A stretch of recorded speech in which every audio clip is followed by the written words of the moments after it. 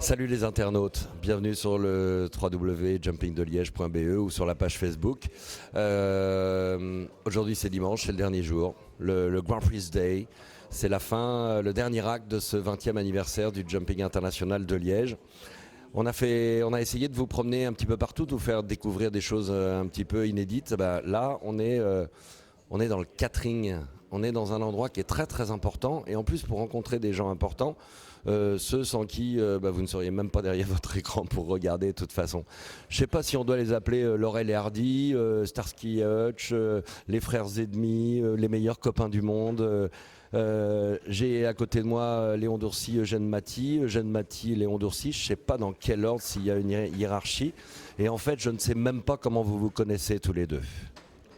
Alors, je pense que c'est déjà une longue histoire, puisqu'on se connaît, je pense, depuis une bonne quarantaine d'années. On a commencé à monter à cheval un petit peu ensemble. On faisait des petits concours, peut-être pas comme celui-ci, peut-être mon ami un peu plus que moi. Et puis nous avons organisé un concours ensemble il y a 23 ans, je pense, en extérieur. Et Eugène est venu avec une idée de faire son jumping de Chaudfontaine. Le transporter ici à Liège sous toit parce qu'il faisait trop beau à Chaudfontaine chaque année. Oui, c'est le concours qui est plus fontaine que chaud, c'est ça? Exactement.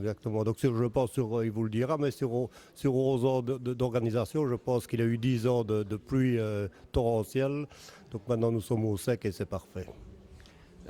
C'est indispensable d'être amis d'abord et d'être copains pour se lancer dans des aventures comme ça, ou c'est parce que Eugène, vous avez des responsabilités fédérales aussi dans le sport depuis longtemps, mais pour un jumping comme celui de Liège, il faut un bon pote avec soi? Oui, sinon c'est pas réalisable. On s'entend parfaitement bien, bon, chacun avec nos qualités et nos défauts, mais je crois qu'on n'a jamais eu d'engueulade vraiment sans retour possible. Bon, c'est sûr qu'on a chacun son avis, et que, heureusement d'ailleurs, parce que sinon c'est pas possible de construire quelque chose comme ça. Mais sinon, c'est toujours comme au début. Je crois qu'on s'apprécie beaucoup mieux qu'au début d'ailleurs. Et c'est vraiment une longue histoire qu'on aimerait encore continuer 20 ans si c'est possible. Alors, c'est pas que vous vieillissez tous les deux, mais j'ai l'impression qu'il y a la deuxième génération qui est déjà derrière vous, avec John, ta fille, avec Frédéric, avec Bernard.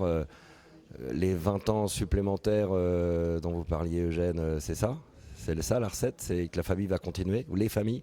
Oui, tout à fait, parce que bon, maintenant, on prend un an de plus chaque année, donc pour nous, d'ici quelques années, ce sera plus possible, donc il est important de pouvoir assurer la suite. Et nos enfants le font parfaitement bien, ils se sont intégrés, ils aiment bien, et c'est la suite qui arrive, c'est la prolongation de ce qu'on a commencé. Et je suis persuadé qu'ils le feront beaucoup mieux, avec beaucoup plus de professionnalisme que nous, parce que nous, on a vraiment commencé, on peut le dire, avec des bouts de ficelle. Donc, ils ont toute une expérience dont ils vont pouvoir profiter.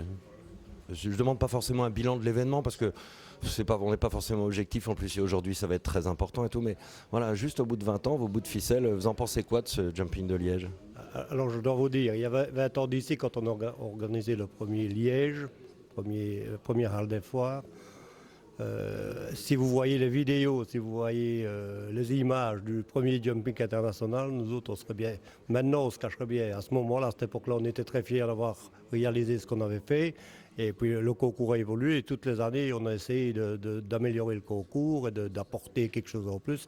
Et je pense, puisqu'on vient de parler des jeunes, qu'eux ont suivi toute cette évolution-là et ils ont regardé un peu plus de l'extérieur au départ avant de s'investir et maintenant ils peuvent vraiment changer les choses. Justement, pour que les gens se rendent bien compte, des gens qui participent aussi de par leur participation à la billetterie et on remplit les gradins depuis des années ici, il faut trouver combien, ça représente combien un budget.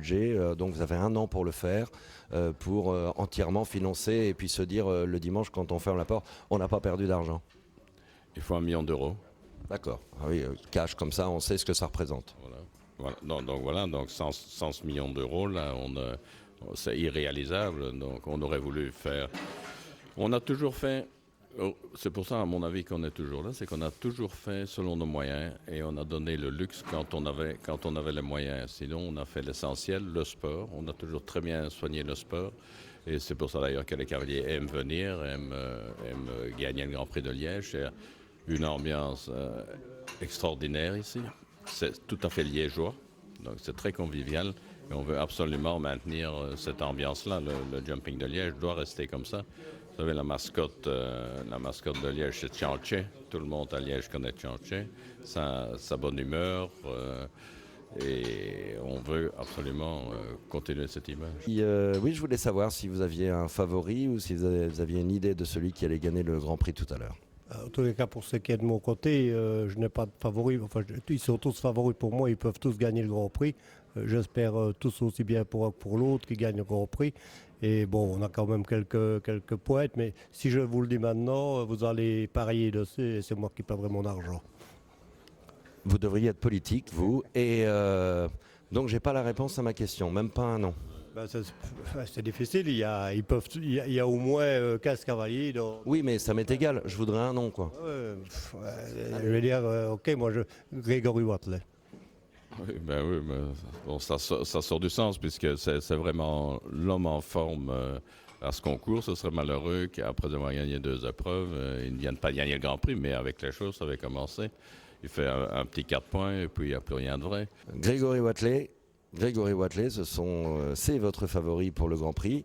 Lui qui gagne hier le prix du ministère de l'Agriculture. Eh bien, si je ne fais pas de pronostic pour cette année, moi, il y a quand même une chose qui est drôle, c'est que le premier cheval que nous ayons interviewé cette semaine, c'était jeudi dans les écuries internationales, c'était Chronos Douilly.